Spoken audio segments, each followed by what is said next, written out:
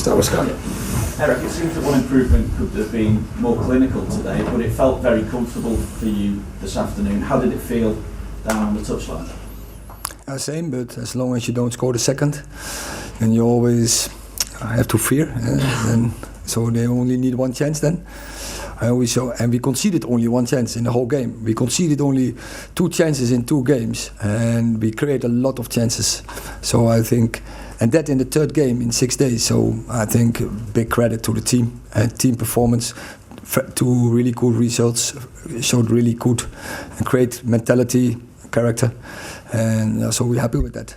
With those back-to-back home wins, how big a step do you feel that you've taken towards sealing the place in the top 4?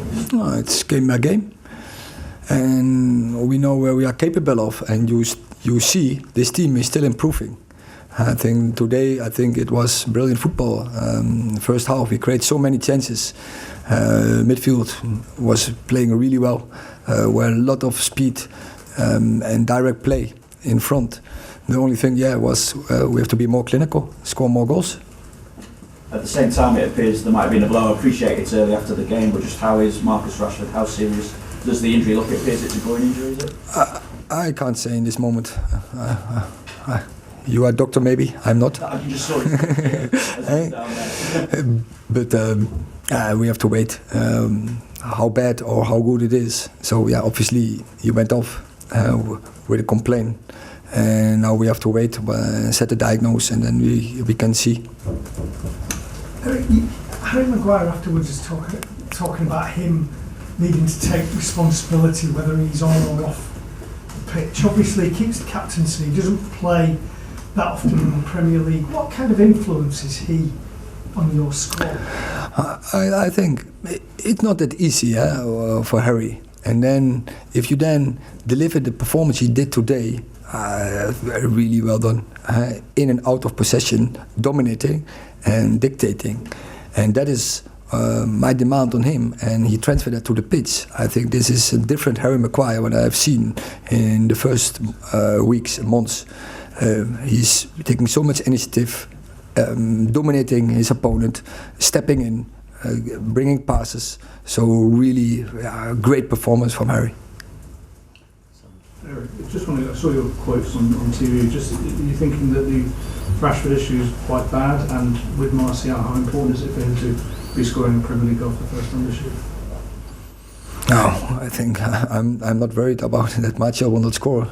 So you're really a lot emphasizing Premier League, but I think West Ham United and Fulham for the cup are also Premier League opponents. So I don't see the difference. I think even in the cup they are even more front foot and more ambitious to win the games, because that is often the pathway to quick success.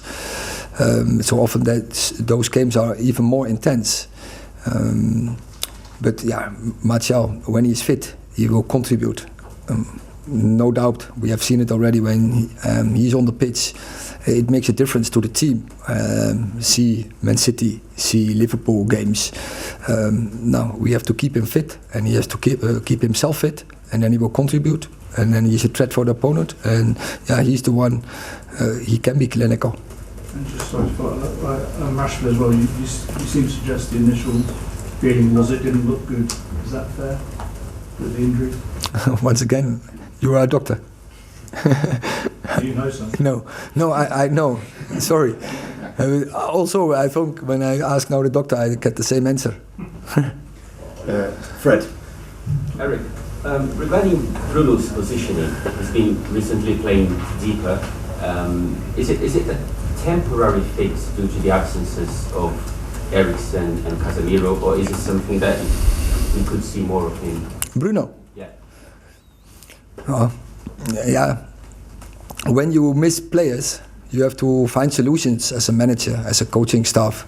So then you are looking. So in the moment, Casemiro, Eriksen, when they were available, there's no need to bring him down. But in the moment you miss them, then you have to find a solution to bring up the game from the back, to get the build-up in, to get progressing the ball to attack. then we found the idea to bring Bruno down more deeper, and he's doing brilliant. I think he's playing there really good games. Jonathan. Erik, I think when you were asked on TV, you said we have to protect the players with the schedule. What's your solution to that? Because you're in so many competitions. Yes, that's true. And some things you can't avoid, but this was avoidable. Why is the Premier League giving us the late Sunday night game and giving us the early Saturday game? And I think it's not right. Then you run the risk. The players can't recover that quickly, and we know all the science research will give you that players need a certain period to recover, and if it's more after each other, then it's accumulate. So then they run even more the risk. So it's also part of the shadow that we are now. We're finding ourselves in this situation, and now we can only pray that he is not dropping off. Last two, Jamie and Phil. Jamie. Erik, I take your point about the schedule, but isn't it also to do with you don't really have any backups for Marcus? You've not been able to rest him as maybe another manager, with a deeper squad have been able to. Is it not also about the lack of depth in your squad? The fact that he scored 28 goals for you this season. You have to play him right at the moment. Yeah, but I don't think not any manager on this stage of the season will rotate so much. I think I know that's why this is the toughest league, and all the in all the leagues and competitions where we were in, and then you need a squad to rotate to a certain point. But this was avoidable. It was not necessary to set the schedule like we have now. And then I think other fact is more important than the sportive element, like protecting the players. Because also, let's say this, today we have seen a very entertaining afternoon, but players can't do it so often when they are not fresh. We're creating a lot of chances, but missing the chances is also part of it. That is a lack of freshness in the final moment, and the risk of injuries. And I think we have to protect the players, and that is also in the interest from the total football, because the audience want to see great football, and then you need to have your best players on the pitch. Or last question, Phil.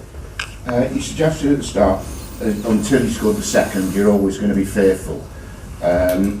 Suggesting as well that once you got the second, you would be in a comfortable position. Can I ask why, when you did go 2 up, and given your hectic schedule, and given Marcus is so important to you, did you not take him off? I of course I have that consideration. Fair question, but in that moment, as you say, you want also Anthony and Martial just coming back. You want to bring them back in routines, in togetherness, because I think when they are together, then we have two, goal-scoring players, clinical players who can finish games, and I think that is what we need in the final stage of the season to be successful. So that was the reason we kept them on. And the other thing is there was no indication at all. When there was an indication, when there were complaints in the last days or in this game, of course, then I would have taken him off. Oh yeah, obviously I'm not suggesting that, but the thing is you want Martial on there because you can see the two of them playing as twin strikers when Martial's... Exactly. So you wanted to give them a run out together? Yeah? It's developing a team is also work on routines, work on cooperations. So you want to see them together, to bring them together in the situation where they can getting into routines, and what will give us benefits for coming games. Okay, thank you very much. Yes.